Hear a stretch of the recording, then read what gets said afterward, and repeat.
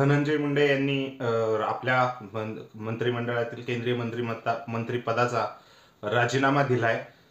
राजीनामा देऊन एक दिवस झालाय. आपण मुद्दाम एक दिवसानंतर व्हिडिओ बनवतो या विषयावर, कारण ज्या रिॲक्शन होत्या मंत्रिपदाचा त्यांनी राजीनामा दिला आणि त्यानंतर मंत्रिपदाचा राजीनामा देताना धनंजय मुंडे काय बोलले, त्यानंतर पंकजा मुंडे असू द्या, सुरेश धस असू द्या किंवा राजकीय वर्तुळातलं आणि मेनली बीड जिल्ह्यात जे लोक आहेत त्यांच्या काय रिॲक्शन होत्या ह्याही आपल्याला सोबतच डिस्कस करायच्या होत्या.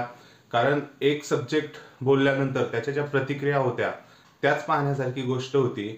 जसा धनंजय मुंडे यांनी राजीनामा दिला, बीड असू द्या, जालना असू द्या, धाराशिव असू द्या किंवा पूर्ण महाराष्ट्रभर म्हणजे धनंजय मुंडे यांचाही विरोध झाला, यांच्याही म्हणजे यांनाही सह आरोपी करा म्हणून मागणी झाली आहे आणि वाल्मिक कराड याच्याही पुतळ्याला म्हणजे प्रतिकात्मक पुतळा जाळण्यात आला किंवा चपलाचे जोडे मारण्यात आले वाल्मिक कराड यांच्या पुतळ्याला.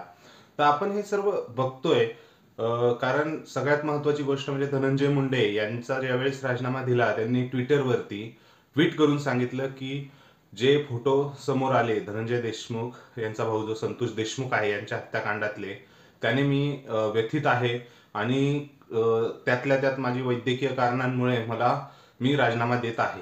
कारण हे जेव्हा त्यांनी ट्विट केलं त्यानंतर त्यांच्यावरही टीकेची झोड उडाली की बरोबर आहे, आपला राजीनामा कशासाठी घेतलाय आणि आपण वैद्यकीय कारण पुढे करतोय, याचाच अर्थ धनंजय मुंडे अजूनही त्यांना त्याचा म्हणजे जरी म्हणतायत की नैतिकतेच्या आधारावर राजीनामा झालाय म्हणून, परंतु नैतिकता धनंजय मुंडे यांच्यात कुठेही दिसत नाहीये. देवेंद्र फडणवीस यांनी हा राजीनामा घेतलेला आहे, द्यायला लावलेला आहे असाही बातम्या चालतायत. त्यांची TV9च्या इथं मुलाखत झाली, त्यामध्येही त्यांना हाच प्रश्न विचारण्यात आला की तुम्ही त्या घेतलाय की त्यांनी दिलाय. त्यावर त्यांनी सांगितलंय की याच्यावरती जास्त बोलण्याची गरज नाहीये. त्यांनी डिनाय सुद्धा केलेलं नाहीये देवेंद्र फडणवीसांनी की मी जी धमकी दिली होती त्यांना गोपीनाथ मुंडेंना की राजीनामा द्या नाही तर मला हकालपट्टी करावी लागेल, या संदर्भात त्यांनी विधान केलेलं आहे, ते डिनायही नाही केलेलं. मग धनंजय मुंडे यांचा जो हा एक प्रकारे आपण बघतोय की नैतिकता त्यांच्यात कुठेही दिसत नाहीये.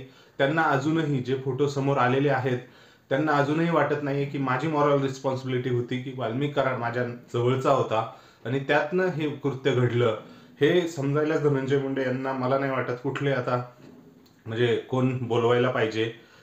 असू द्या, शेवटी काय होतं, काही गोष्टी घडतात, कायद्याच्या राज्य आहे, आपण लोकशाहीत राहतोय, न्याय मिळायला थोडा वेळ होईल परंतु न्याय मिळणार नक्की. कारण हे एवढे जे फोटो आलेत क्रूर हत्येचे म्हणजे अक्षरशः म्हणजे काय बोलावं या गोष्टींवरती की अशाही मानसिकतेचे लोक आजही आहेत. म्हणजे छत्रपती संभाजी महाराज यांना ज्यावेळेस छळ करून मारलं होतं त्यावेळेस आपण बोलतोय की अरे अशी लोक असतात का, असे लोक इतका छळ करून मारू शकतात का. तर ही जी घटना आहे ही आता स्पष्ट सांगते की अशा मानसिकतेचे लोक आहे. मानसिकता आणि प्रवृत्तीवर काम केलं पाहिजे, ती संपवण्यासाठी देवेंद्र फडणवीस आणि सरकारने काम केलं पाहिजे. या सगळ्या गोष्टी आहेत. त्यानंतर पंकजाताई मुंडेही बोलल्या की तो आधीच घ्यायला पाहिजे होता, परंतु त्या आधी बोलल्या नाही, कुणीच बोललं नाही. जेव्हा धनंजय मुंडे यांनी राजीनामा दिला त्यानंतर पंकजाताईंचं वक्तव्य आलं की या म्हणजे मंत्रिपदाची शपथही नसती दिली किंवा त्यानंतर लगेच घेतला असता तरी चाललं असतं. या सर्व गोष्टी कुठेतरी सांगून जात आहे की त्यांचा रोख फडणवीस यांच्याकडे आहे. पंकजाताईंनाही वाटतंय फडणवीस यांनी याच्यामध्ये पुढाकार घ्यायला हवा होता आधीच, परंतु आता बहीण भाऊ असल्यामुळे किंवा राजकीय गुंतागुंती असल्यामुळे त्या बोलल्या नसतील कदाचित, हाही भाग वेगळा आहे. सो बघूया काय गोष्टी आहेत. तुम्हाला नेमकं काय वाटतंय, कारण नामदेव शास्त्री ज्यांनी भगवानगडावरती नारायणगडावरती नारायण शास्त्री आहे धनंजय मुंडे यांनी भेट घेतली होती, त्यांनी आता आपलं स्टेटमेंट बदललेलं आहे की मला त्यावेळेस भावना समजल्या नव्हत्या, त्यांनी तर ते लोकांनी ज्यांनी हे कृत्य केलं त्यांच्या भावना समजून घ्या असं त्यांनी वक्तव्य केलं होतं. आणि आता त्यांनीही ते फोटो जेव्हापासून बघितलेत, जे मीडिया समोर आलेत, त्यावर नामदेव शास्त्री यांनीही आपला युटर्न घेतलेला आहे. कारण युटर्न घेण्याची गरजच नाही, म्हणजे ते जे पहिलं बोलले होते ते धनंजय मुंडे यांच्या काहीतरी याच्यातनं बोलले असतील त्यांच्याशी ज्यावेळेस त्यांचं बोलणं झालं.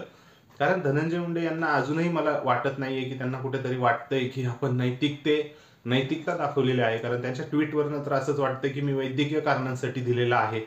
सो तुम्हाला काय वाटतं या सर्व गोष्टींबद्दल, धनंजय मुंडे यांच्या या ट्विटबद्दल किंवा राजीनामा देण्याच्या कारणावर, ते कमेंट सेक्शनमध्ये नक्की कमेंट करून व्यक्त करा.